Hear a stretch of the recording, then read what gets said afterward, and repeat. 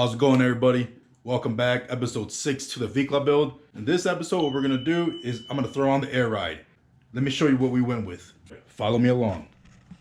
Before I do that, let me show you one last time how the bike is looking. It's coming out sharp. There it is. Going shotgun air ride. Shotgun shock. We got, looks like it's a Viair compressor, you know, your connectors, relays, line, shocks, whatnot, instruction booklet. I'm gonna go ahead and jack the bike back up. We got it up in the air. All right. Now, time to start taking it apart. Got to get that off. We have to get in here and take these right here. Get the shocks off on both sides on the shoulder bolts. Then we got to go inside underneath and undo the shocks from right here. That will drop the whole thing right there. We're going to have to remove the battery. Get the battery out of the way.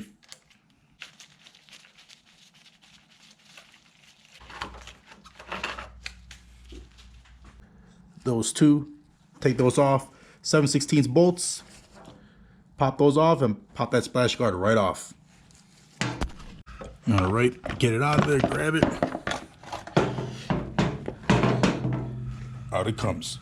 All right, start working on loosening that up, get that off, and then get the two bolts that are in the front of it, or the two nuts on the front of it, and then we'll go from there, knock that out, throw the other one on, and put it all together. Let me tell you, this has been kicking my ass. I'm not gonna lie. Proof? Look at the glove. Look at the glove. Check it out. Look what ended up happening. Ended up taking the whole rear wheel off. Why? Because these bolts. Oh, there goes the glove. These bolts right here. Man, those are a pain in the D. I had no other choice. I had to pull that wheel off. Because you have minimal room to get your wrench in there. You can't get a socket in there. I can't get my impact gun in there. I wasn't even playing around anymore. I'm not going to spend all day trying to get two bolts out. F this, I'm taking that wheel off. I'm just doing it like that. So this is one of the reasons why I don't record every single thing. But I wanted to record this because I thought it was funny. You know, we took our time, put the fender and everything back on, put everything real nice and neat. Just to take it back off, to take those rear shocks off. That's where I'm at right now. The bolts, I finally broke them loose with leverage, a pipe, just cranked on it, and it finally broke loose.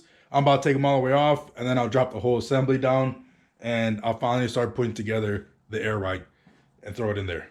I just want to show you guys because I thought it was hilarious. You know, I'm trying to make a positive out of this, so let's keep going. I had to tap the holes right there on the trans cross member. At 06 don't come tapped. Shotgun does give you the tap for it. So 7/16 by 14 thread. Just put on a little 1/4-inch ratchet. Use some tap magic. Ran it in there, and it's gonna be for these bolts to mount the compressor.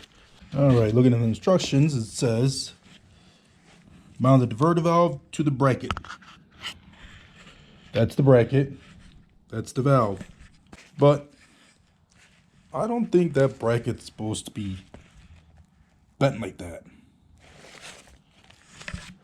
You know, because when you try to put it up,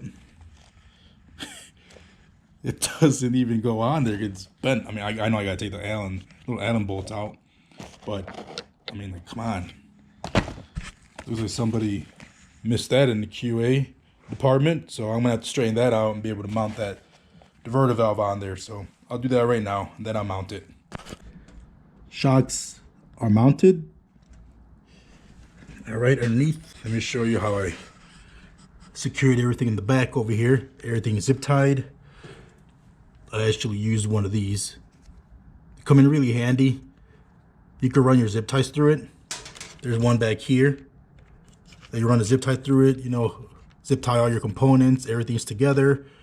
the lines, everything's tucked away, making sure that I move the swing arm up and down before I secure the shocks to make sure nothing is hitting, nothing's getting in the way, there's no obstruction of any kind, and everything is good. And again, I wasn't intending to take the wheel off, but man, this made it 100 times easier getting everything back here and whatnot with the wheel out of the way. But hey, to each their own. If you want to do it like that, go ahead. To me, it actually worked out easier. Got the wheel on, ran the wiring, everything is up here. Batteries back in, the switch, or the switches, routing back here. About to mount that right here where the horn assembly goes. We'll get that mounted up, hook everything up, and then test it out. Wiring's done. There's the switches I'm talking about, mounted to the horn assembly. Wire tucked up, way up underneath the tank. All right, then it comes back down, runs this way. Popped it out between the frame here, the frame rails. I got it tucked nicely down here. Here's the gray plug. That's for your switches. So let me go ahead and bring the bike down from the lift, and then we'll go ahead and test out the air ride, make sure everything's working right.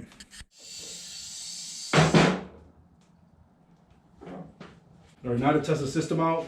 In order to pressurize the system for the very first time, you gotta hold both switches up. That way you can fill the chambers with air. In this case, it's pretty much already almost full. There we go. That's pretty much filled all the way. It's already maxed out. And that's a little bit, maybe a little bit above what it was riding with the stock shocks. So in order to lower it, you have two choices. You can either hit the rear switch down, and it lowers it right there for you. All right. You hit it up, the rear switch up, and it picks it back up for you. All right. Lower it. Let's see actually how low it goes. I'm gonna lower it by releasing all the air in the entire system. I mean, I went onto the bars because I'm not sure how low it's gonna go. There you go. That is aired out all the way. And look at the way that 18's tucking.